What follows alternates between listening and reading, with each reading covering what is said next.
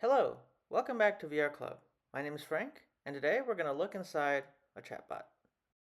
A lot of people portray AI as a mysterious black box. Today we're going to open up that black box, and I want to show you that it's not that bad. This is what a very simple chatbot looks like, and you'll ask a question.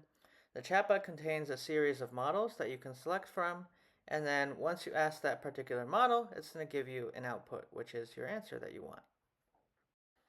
However, this changes when you log on to chatgpt.com or googlegemini.com or use any of the frontier labs.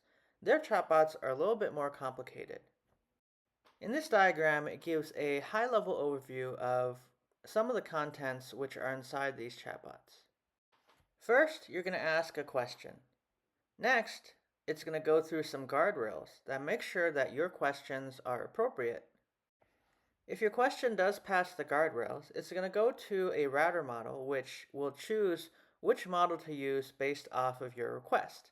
So for example, if my question was asking for writing help, the router model would send me to the text model. If I was requesting an image, the router model would send me to the image model, and likewise for video. There are a couple more features that the chatbots might have, such as tools, agents, or databases. Tools provide the chatbots additional resources if the model doesn't know the answer. So if I was going to ask, what's the weather like today? It might say, I don't know the weather today. Let me look that up online. Let's say I wanted to use a deep research feature across many of these chatbots. This is an example of an agent where it will break up a lot of the components of the task and autonomously do a lot of research on your behalf to give you a research report at the very end.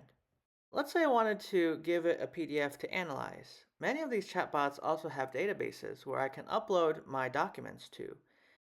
Once the documents have been uploaded in the database, then the chatbot can access these documents to be able to provide me answers from those particular documents. Once the chatbot has an answer that it likes, it will go through another set of guardrails just to make sure that the answer is appropriate. So yeah, that's been a high-level overview of some of the chatbots that are out there. I hope I've helped you realize that it's not as scary as people make it out to be. Now let's tape this box back up. Hopefully now you feel a little bit more confident in understanding what's actually inside one of these AI chatbots.